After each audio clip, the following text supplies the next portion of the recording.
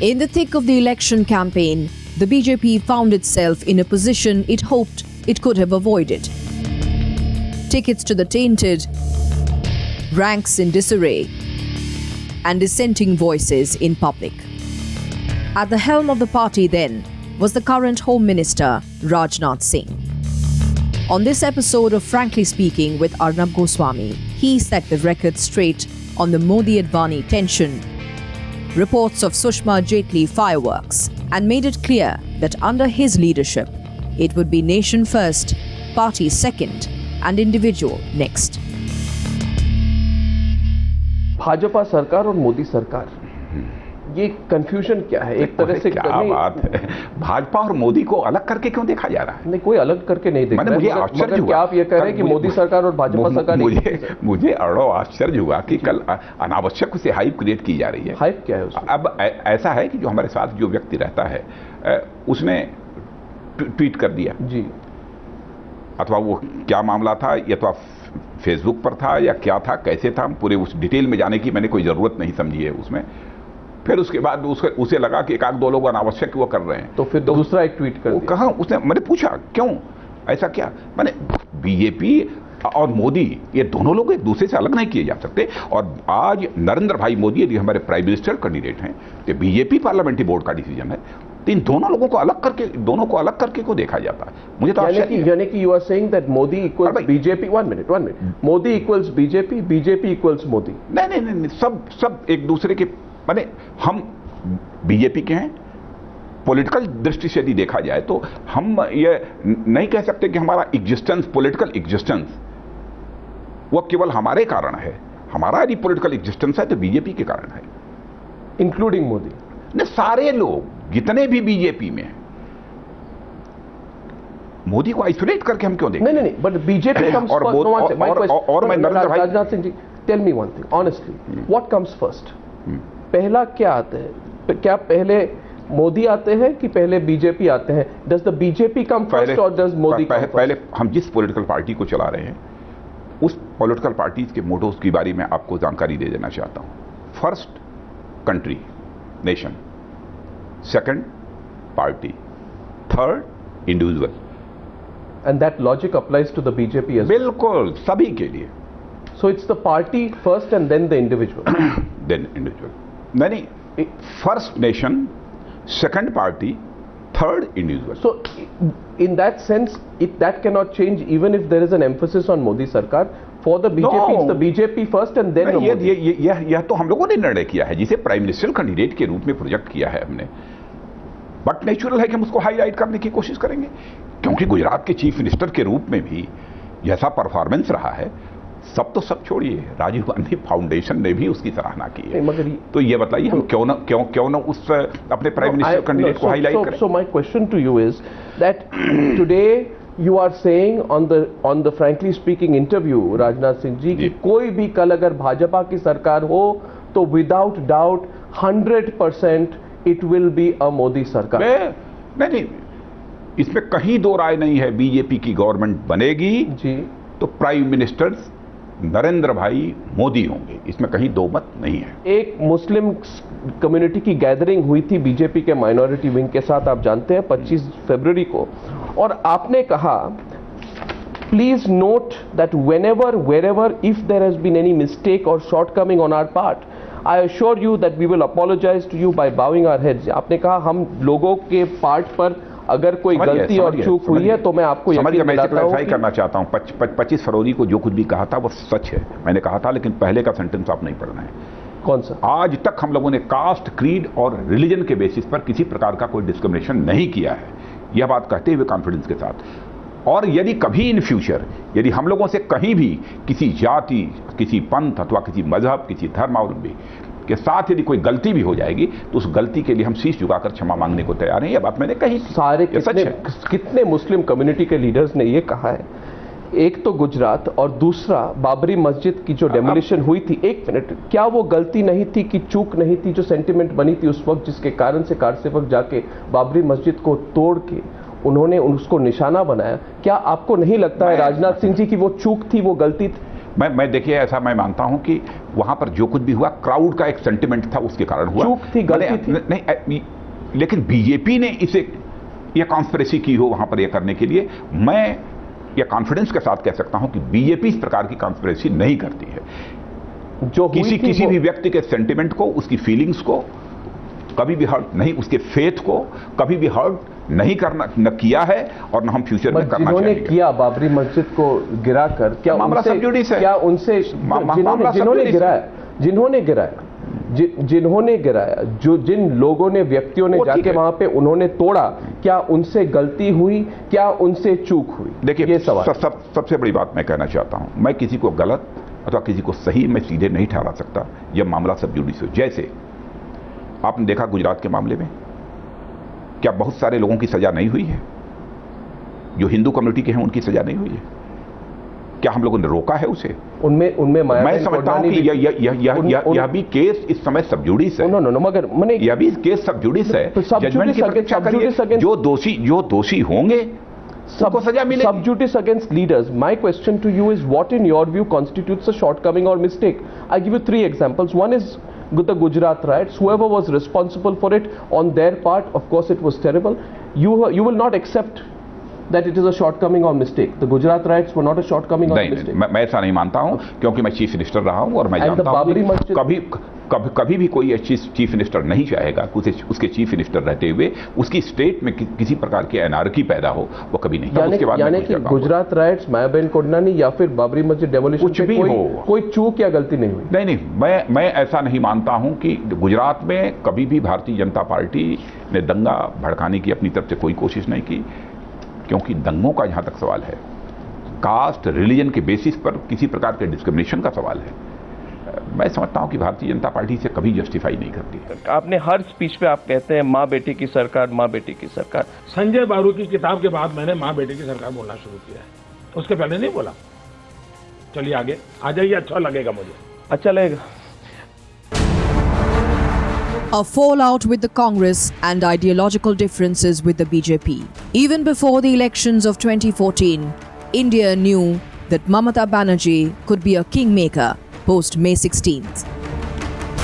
But it was on Frankly Speaking with Arnab Goswami that Mamata first shook up the 2014 dynamics, 1 month ahead of elections. It was on this episode that Mamata endorsed AIADMK chief J. Jayalalitha for the Prime Minister's post, while keeping the option of a third front with Maya, Patnaik and Jaya open. 2014 has become the most important battle of your life. Even more important than the 2016 elections. Somewhere, you are aiming directly for the national to play a role in Delhi. Is there any doubt in your mind about that?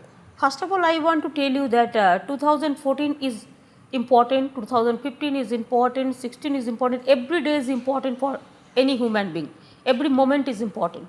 So I don't compare with this, that only this election is important and other election is not important. You're not answering my question. No, I am not. That's why I am telling you that, yes, I know my limitation. I want that this country should get a stable government. Economic stability is also needed. And political system is to be changed. I cannot say that I will be for the chair.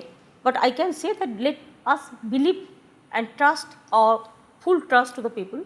Let people decide the things. How can Mamata Banerjee, who will get 30 seats, in Bengal, say you get 30 seats in Bengal, provide a stable government in Delhi? Don't underestimate us. Election, media can say something, but it is the people who will decide the fate of this country. So don't think that 30 or 40, it can be 100 also. So how can the Trinamool Congress get 100 seats? That people will decide. You are not, I am also not. You are a strong votary of the idea of a federal front. You have been talking of a federal front. Ms. Banerjee, since we are talking frankly today, I must ask you that, do you recall what you said in April 2009, just 1 month ahead of the general elections of 2009? Ms. Banerjee, you dismissed the idea of a third front. You predicted that this will break up. You claimed that eventually regional parties will go around a national party and form an alliance. I can quote what you said. You said this at an election rally, several election rallies, and I can quote what you said at that point of time. You said that all the political parties that have formed the third front have a personal agenda, and in fulfilling them, the front will break up. It is quite obvious all these regional parties will flock together to either the UP or NDA as soon as they come to know which of the two major national parties will have a fair chance of forming the next government. So you have totally changed your position in 5 years. Who said so? That time also I said third front is a tired front. Yes. Now also I am saying the same thing. There is no change. What is the And difference number between two, a third I front said and a federal front? Federal front, all the federal, I want to see that state should be strong and federal structure should be strong for the interest of the state. You know, without state the central cannot play the role. I believe that policy, that central government only sitting in Delhi, they cannot run the government. Our attitude should be changed. We must go to the state and state must go to the block level. I have already done 54 meetings, or not only the district magistrate, the Jilla level. This is the only government we have done within these 3 years, 54 meetings at the grassroots level. We met the block level officer. If a state government can meet the block level officer, the central government, of course they can meet the district level officer. And that. Does your party not I have stand no problem. isolated? No, this is not at all. Hasn't the left, already taken a lead in this with all these other national parties with them? They cannot take lead. Who have lost all the credentials, they cannot lead. This is just a tea party, nothing else. Tea party. Sometimes they can call a tea break or some lunch break. 9 parties have come together to sign up with the left. You call it a tea party. This is not. This is not. Before election, do you think that everybody will settle their future? You ask any other political party. Nobody will give you the clear picture before election. It is just they have sat together, and after that also you have seen how the alliance is also going on. If Narendra Modi gets the number of seats that is enough, but he requires the assistance of the Trinamool Congress to get a simple majority and be Prime Minister, will you support him? You give the support, we cannot. You give the support from your press media, but I cannot. I cannot support. I am not a political party. You are. And what you said that under the leadership of Narendra Modi, BJP has decided, it is their party decision. Who will be their party leader? Who will be their candidate? It is their prerogative. Congress can decide their candidate. BJP can decide their candidate. We can decide our candidate. But I cannot interfere in other party business. Is your problem with Modi? Is your problem with the BJP? I said you cannot adjust with them. I said BJP? My answer is very clear. I cannot adjust with the communal forces. Is okay. No. The chapter is no. I said you asked me a question. I said not possible. Mr. Vajpayee was Prime Minister. He was a secular man. Are there any secular people in the BJP? That I cannot discuss because it is not the research that I am doing here. But you are avoiding the question. You are keeping yourself open to the BJP. I cannot satisfy you. What you have limitation to ask the question. I have my prerogative to reply the question. How will Mamata Banerjee be part of a force or have equity in a force that has at least about 100 MPs with it? Who will come together? Are you in touch with Jayalalitha? I am telling you one thing. I know my limitation. I know my limitation. That's why I said we can play key role. We can play important role. But I am with all. Even if somebody to take the lead, I'll be happy to support them. But I want that federal structure should be strong. And I have a good relation with all the political parties. Are you in touch with Jayalalitha?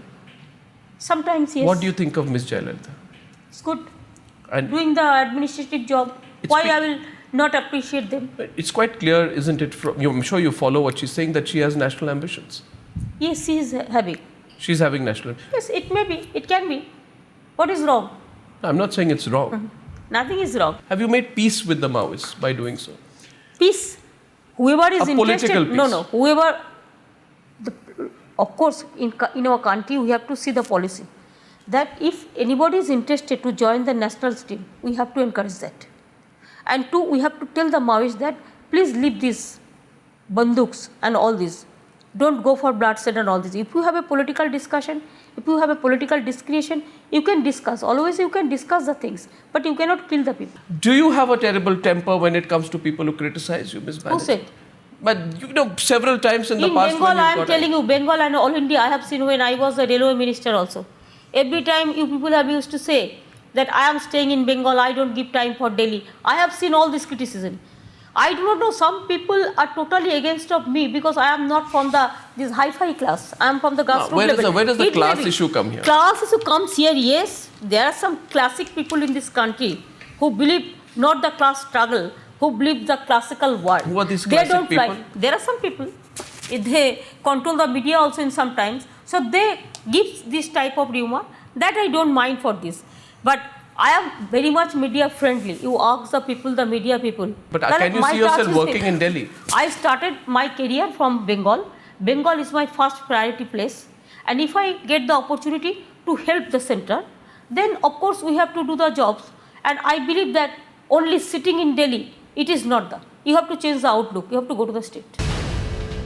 In a year that saw the most historic election mandate since independence, this interview completed the build-up on India's election news headquarters. In his last interview as the Prime Ministerial nominee, a confident Narendra Modi laid out his vision for India while speaking on a range of issues from economy to Pakistan. From the Rahul Gandhi interview in January to the Modi exclusive in May, Frankly Speaking with Arnab Goswami reiterated why it is the most respected and definitive interview-based news show on Indian television.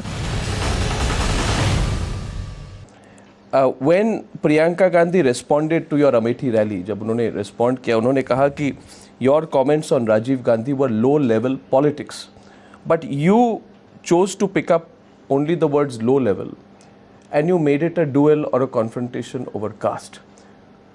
Why did you give it a caste spin? And by giving it a caste spin, were you not aware that you would deliberately be getting caste back into this election in a big way? This election could have avoided the issue of मैं caste. हैरान हूँ times now को इस परिवार को protect करने में इतना इंटरेस्ट क्यों है? क्या टाइम्स नाउ का जिम्मा नहीं है कि राजीव गांधी के संबंध में जो बोला है पूरा का पूरा दुनिया को दिखाइए? एक शब्द बुरा हो, कटुता का हो, मैं सार्वजनिक रूप से क्षमा मांगने को तैयार हूं। मैंने एक फैक्चुअल इन्फॉर्मेशन दी है, जो फैक्चुअल इन्फॉर्मेशन अवेलेबल है। मैंने ये कहा कि हैदराबाद के एयरपोर्ट पर आंध्र के चुने हुए मुख्यमंत्री का अपमान हुआ था। क्या इस बात को इनकार कर सकते हैं? कर सकते हैं? क्या इस देश की जनता को फैक्चुअल इन्फॉर्मेशन देना गलत है क्या? अगर पंडित नेहरू के ज़माने में कोई फैक्चुअल एरर हुआ, वो आज देश में कोई बताता है, तो क्या वो हम नेहरू जी का अपमान कर रहे हैं क्या? क्या हिस्ट्री में किसी चीज़ों का कोई चर्चा ही नहीं होगा क्या? हाँ, मैंने राजीव जी के लिए कुछ भद्दा बुरा बोला हूँ तो उनकी बेटी के नाते गुस्सा, इससे भी ज़्यादा गुस्सा करने का हक है, उसके लिए मुझे कोई इतराज़ नहीं है। लेकिन आप उस बात की आप ही चर्चा न करो और मेरे गले में मर दो, तो ये तो शोभा नहीं देता है। और मैं चाहूँगा कि टाइम्स नाउ ये हिम्मत बताएं कि मोदी ने कहा फैक्चुअल क्या है, फैक्चुअल एरर है, और मेरे शब्द प्रयोगों में, ठीक है, कभी कभी आम सभा में बोलते हैं, एक कंटिन्यूटी होती है, एक शब्द कभी इधर उधर आता, लेकिन इसमें तो नहीं आया है, इसमें तो नहीं आया है। तो आपको तो इमोशनल ब्लैकमेलिंग करने का हक बनता है, लेकिन हमें सत्य रखने का भी अधिकार नहीं है, इसलिए कि हम एक सामान्य समाज से आए, सामान्य परिवार से आए। कि ये देश ऐसा हो गया है, ये मेरा लोकतंत्र ऐसा हो गया है कि जो पूरा एक परिवार को समर्पित हो जाए और एक गरीब आदमी कुछ बात बोले तो सारी दुनिया टूट पड़े। मोदी जी, क्या आप मानते हैं, this our country, now it's 24 years after Mandal, 22 years after the Babri Masjid demolition. Many people felt that this election was a real opportunity to move beyond caste and to move totally beyond religion. And that you could have played a role in actually making sure that the focus totally moves away from caste and religion. My question to you, Mr. Modi, is that when people like Amit Shah said Mullah Mulayam, there was a religious symbolism to it. When Giriraj Singh says those who don't vote for Modi should go to Pakistan, Pakistan is their Makkah Medina, there is a clear religious overtone to it. You did tweet against it. You indicated that you disapproved of it. But you could have come out much stronger. You could have publicly taken a position, been tougher, been harsher. And had you done that, with the stature you command... अगर वो मैं न करता, मेरी internal व्यवस्था में वो न किया होता, तो वो कंटिन्यू नहीं रहता क्या? बंद हो गया कि नहीं? बंद हुआ कि नहीं हुआ? इसका मतलब मैंने कोई टफ स्टैंड लिया है, इतना तो आप भी समझ सकते हो, लेकिन वो मुझे मीडिया में जाकर के हो हल्ला करना चाहिए, जरूरी थोड़ा है क्या? Do you feel you could have been tougher? मैं हो टफर हुआ हूँ, इसीलिए तो हुआ है जी। मैं ऐसी चीज़ों को ना मैं खुद करता हूँ जी। In your manifesto, you said good governance and development.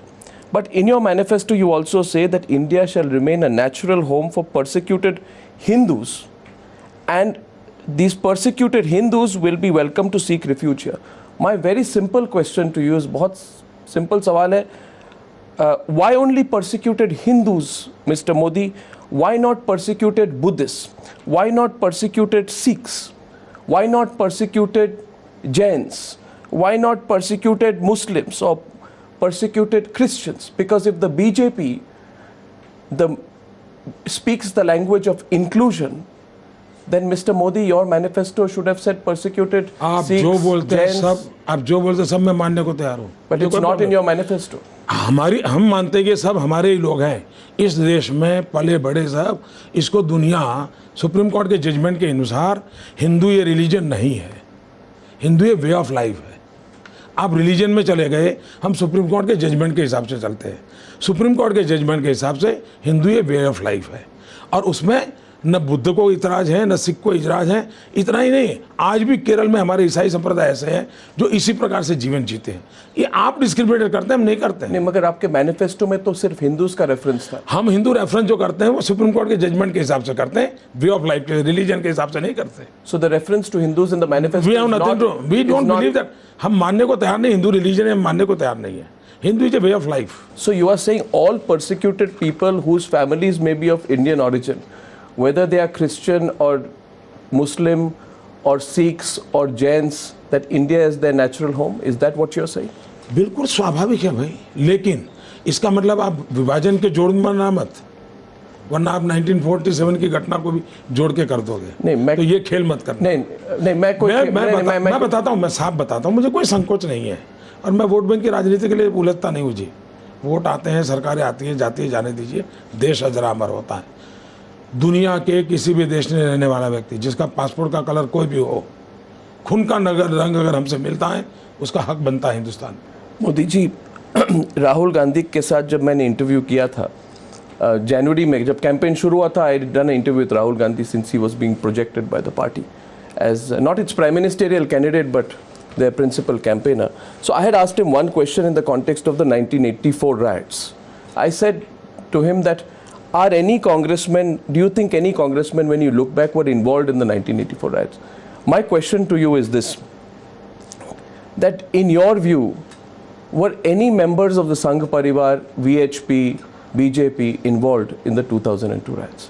मैं मानता हूँ कि गुजरात के दंगों में जितना वाइब्रेंट जुडिशरी रही है, जितना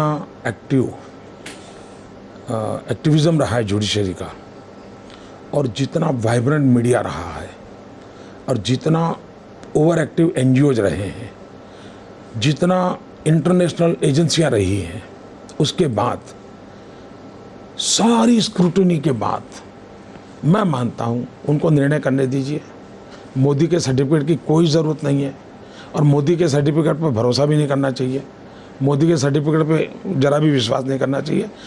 कॉन्स्टिट्यूशनल अथॉरिटीज़ पर ही भरोसा करना चाहिए। एंड लेट, उन्होंने किया है, आगे भी करेंगे। Modi, tell me, are you absolutely sure that there are all these parties who you have severely criticized and they have severely criticized?